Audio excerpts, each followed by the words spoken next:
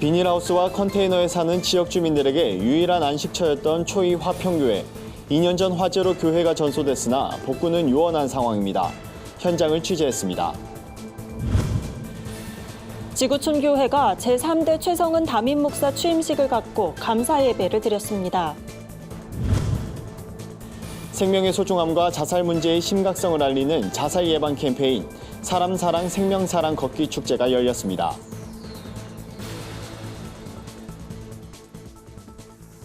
안녕하십니까. 구티비 뉴스입니다.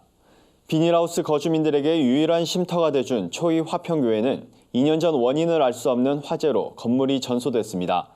교회를 내 집처럼 여겼던 성도들은 하룻밤 사이 모든 것을 잃었지만 예배는 멈추지 않았습니다.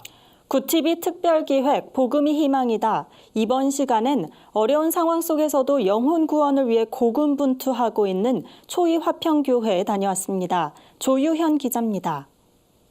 경기도 하남시 초이동.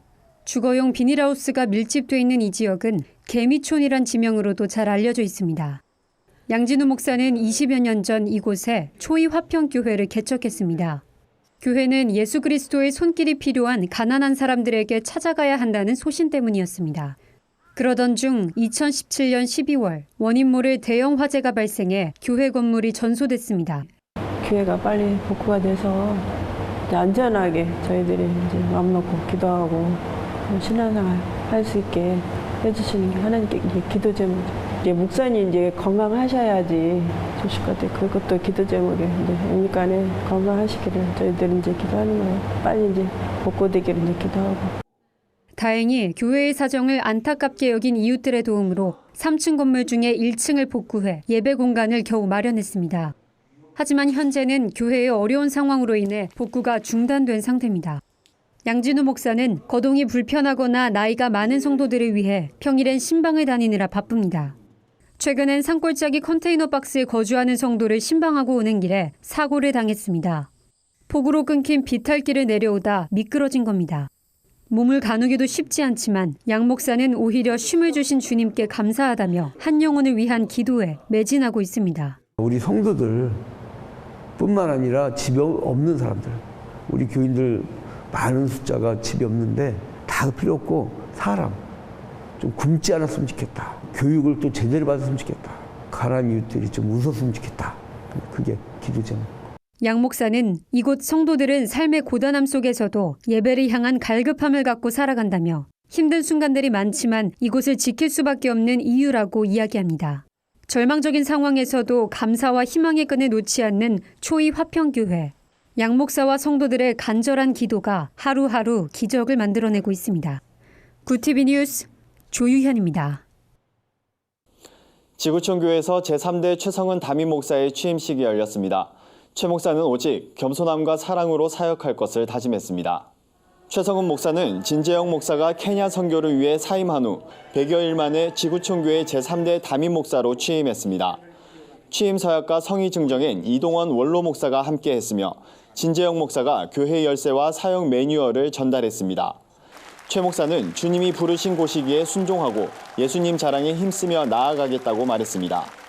2011년부터 미국 워싱턴주 타코마 제1침례교회를 담임한 최 목사는 가장 성실한 목회자가 곧 훌륭한 신학자라는 신념으로 복음주의와 전도신학, 삶을 나누는 성경 공부와 예배의 개혁, 세계 선교를 위한 다민족 사역 등에 집중해왔습니다. 우리나라에선 하루 약 30여 명이 스스로 목숨을 끊습니다. OECD 회원국 가운데 자살률이 가장 높은 국가 중 하나인데요. 자살 문제의 경각심을 일깨우고 생명 존중 문화를 만들기 위한 걷기 축제가 열렸습니다. 올해 8회째를 맞은 사람 사랑 생명 사랑 걷기 축제는 자살을 예방하고 생명 존중 사회를 만들자는 취지의 캠페인입니다. 4천여 명의 참가자들은 평촌 중앙공원 주변을 따라 약 2.8km 구간을 걸으며 생명의 소중함을 되새겼습니다. 안양감리교회 임용택 목사는 안양에서 시작된 자살 예방 캠페인이 전국으로 확산되고 있다며 천하보다 귀한 한 생명을 살리는 큰 걸음을 계속 이어가자고 격려했습니다. 사람 사랑 생명 사랑 걷기 축제는 경기도 수원과 파주, 충청도에서도 이어질 예정입니다.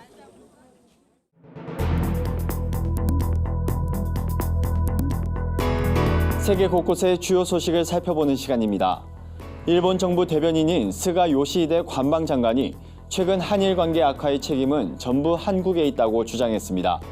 그는 징용 문제가 1965년 한일 청구권 협정에 의해 마무리됐다는 일본 정부의 입장을 거론하며 양국의 행정이나 사법부 등 모든 국가기관이 준수해야 하는 것이 기본인데 한국이 그것을 벗어났다고 언급했습니다. 하지만 한국 대법원은 당시 협정에 피해자의 손해배상 청구권이 포함되지 않았다고 판단했습니다.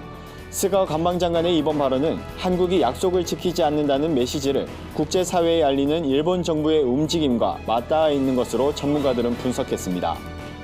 프랑스에서 올여름 폭염으로 인한 사망자 수가 약 1,500명이라고 프랑스 보건부가 공식 발표했습니다.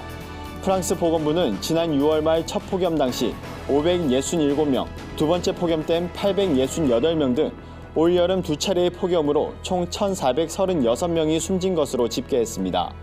이 중 사망자의 절반가량은 75세 이상의 노인으로 파악됐습니다. 올해 프랑스는 6월과 7월 두 차례 섭씨 40도를 넘는 등 더위가 극심했습니다. 남부 일부 지역에선 낮 최고 기온이 섭씨 46도를 기록하기도 했습니다. 스위스 수장고에 보관된 일명 젊은 모나리자 초상화를 놓고 소유권 분쟁이 발생하면서 작품에 대한 진위 여부에 관심이 다시금 쏠리고 있습니다. 16세기 것으로 추정되는 아이즐워스의 모나리자는 프랑스 루브르 박물관에 소장된 레오나르도 다빈치의 모나리자 초상화와 놀랄 만큼 흡사한데요. 현재까지 전해지는 다빈치의 작품은 20점 미만으로 이 작품이 다빈치가 그린 것으로 밝혀진다면 그 값어치는 막대해질 것으로 예상됩니다. 일각에선 아이즐워스의 모나리자가 다빈치 작품일 가능성이 있다는 것만으로도 수천억 원대에 거래될 수 있다고 전망했습니다. 러시아가 크림반도를 강제 병합한 이후 중단된 프랑스 러시아 안보관계 장관회의가 5년 만에 재개됩니다. 이번 회담에서 양측은 우크라이나 사태와 이란 핵 문제, 시리아 분쟁 등 유럽과 러시아가 얽혀있는 주요 안보 이슈를 집중적으로 논의할 예정인 것으로 알려졌습니다. 프랑스와 러시아의 안보장관 회의 부활은 에마뉘엘 마크롱 프랑스 대통령이 최근 전면에 내세운 러시아 포용론의 일환으로 보입니다. 하지만 마크롱의 전반적인 러시아 포용론에 대해 서방 주요국에선 시기상조란 시각이 더 많은 편입니다. 마크 에스퍼 미국 국방장관은 러시아가 조지아를 침공하고 크림반도를 병합해 우크라이나의 일부를 점령하는 등 지난 수년간의 역사를 무시할 수는 없다고 말했습니다. 말레이시아 농민들이 인도네시아 수마트라 섬에서 물라카 해협을 건너오는 멧돼지들 때문에 농작물 피해를 입고 있다고 주장하고 나섰습니다. 물라카 해협은 지정학적으로 극동아시아와 중동, 유럽을 연결하는 주요 통로이며 길이는 약 900km, 폭은 최대 100km에서 최소 40km 정도로 알려져 있습니다. 말레이시아 말라카의 하산 박티 농업협동위원장은 어부들이 거의 매일 밤 해안선을 따라 어둠 속에서 멧돼지가 헤엄쳐 오는 것을 봤다고 한다며 말라카 주정부가 멧돼지의 침입에 대비해 3명의 포수를 배치하기로 했다고 말했습니다. 야생 멧돼지는 수영을 잘하는 것으로 알려져 있지만 실제로 물라카 해협을 헤엄쳐서 건넜는지에 대해 말라카 주정부는 예상하지 못한 일이라며 갸우뚱하는 반응입니다. 오늘의 사회 이슈를 한하은 기자가 종합해드립니다. 오늘의 이슈 포커스입니다. 문재인 대통령이 조국 법무부 장관 후보자를 임명했습니다. 지난달 9일 개각에서 지명한 지 한 달 만입니다. 문재인 대통령은 이번 임명에 인사청문회 경과 보고서를 송부받지 못한 채 임명하게 돼 송구스럽다고 밝히며 권력기관 개혁을 위해 매진했고 그 성과를 보여준 조국 장관에게 마무리를 맡기고자 한다고 발탁 이유를 설명했습니다. 하지만 보수 야당의 격렬한 반대와 부정적 여론, 조 후보자 가족에 대한 검찰 수사가 남아있어 전국에 후폭풍이 뒤따를 것으로 전망됩니다. 독일 베를린에서 열린 유럽 최대 가전 IT 전시회 IFA 2019에서 한국과 중국, 일본의 존재감이 가장 두드러졌습니다. 참가 기업 수는 물론 기술과 전시 규모 등에서도 미국과 유럽을 압도했습니다. 업계 최대 이슈인 8K 해상도의 초고화질 TV와 인공지능 등의 분야에서 삼성전자와 LG전자, 소니, 파나소닉, 화웨이 등이 치열한 경쟁을 벌였습니다. 특히 삼성전자가 처음 공개한 폴더블 스마트폰 갤럭시 폴드와 구부러지는 올레드 디스플레이 260장을 이어붙인 LG전자의 올레드 폭포에 국내외 기업에 많은 관심이 쏠렸습니다. 지난해 수사기관에 압수된 마약이 2017년보다 2배가량 급증한 것으로 나타났습니다. 대검찰청이 발간한 마약류 범죄백서에 따르면 지난해 마약류 압수량이 총 517kg으로 2017년 압수량 258kg보다 2배가량 증가했습니다. 검찰은 일본과 대만 등 국제 마약범죄 조직과 연계해 마약을 국내로 밀수입하거나 중간 경유지로 이용하는 사례가 늘었기 때문으로 분석했습니다. 인터넷 등을 통해 쉽게 마약류를 구입할 수 있게 된 점도 마약류 범죄가 증가한 원인으로 파악됐습니다. 올해 추석 연휴 고속도로 얌체 운전을 단속하기 위해 드론이 투입됩니다. 국토교통부는 추석 귀성 귀경길에 드론을 활용해 얌체 운전 단속과 시설물 안전 점검에 나선다고 밝혔습니다. 단속은 귀성 귀경 차량이 몰리는 11일부터 15일까지 10개 고속도로 21개 지점에서 이루어집니다. 드론은 고속도로 버스 전용 차로와 지정차로 위반 차량, 갓길 운행 차량, 끼어들기 차량 등을 따라가며 단속하게 됩니다. 또한 사람이 접근하기 어려운 교량이나 송전탑 등 시설물 점검에도 드론이 투입될 예정입니다. 구TV 뉴스 하나은입니다. 글로벌 선교 방송단과 함께하는 교계 소식 전해드립니다. 한민족 사랑교회 김경란 교회 기자가 보내온 소식입니다. 탈북 군인들로 조직된 북한 기독군인회가 경기도 연천 순복음교회에서 영성수련회를 개최했습니다.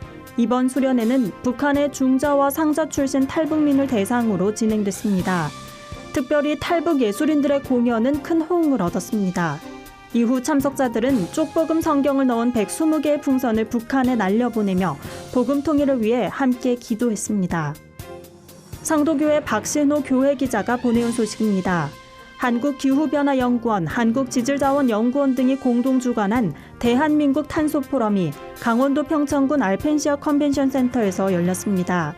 이번 포럼에서는 신재생에너지 정책 방향과 탄소 배출권 실시간 교환을 위한 블록체인 구축 방안이 논의됐습니다. 유영숙 전 환경부 장관은 발제를 통해 지속가능한 바이오 연료 사용을 확대해야 한다고 강조했습니다. 미랄복지재단이 서울 지하철 9호선 흑성역에 기빙플러스 8호점을 열었습니다. 기빙플러스란 기업으로부터 기부받은 상품을 합리적인 가격에 판매하고 수익금 전액을 매장 내 장애인 직원 고용 등 취약계층을 위해 사용하는 사회적 기업 모델입니다.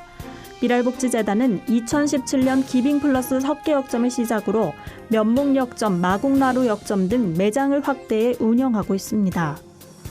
백석대학교가 9일 천안 동남구 천안중앙시장에서 외국인 학생을 위한 추석맞이 행사를 진행했습니다. 이날 외국인 학생 40여 명은 재래시장을 방문해 한복 예절 배우기, 추석맞이 전 부치기, 떡집 탐방 등 다양한 전통 프로그램에 참여했습니다. 이상으로 뉴스를 마칩니다. 구TV 뉴스는 인터넷 신문 데일리 굿뉴스를 통해서도 보실 수 있습니다. 시청해주신 여러분 고맙습니다.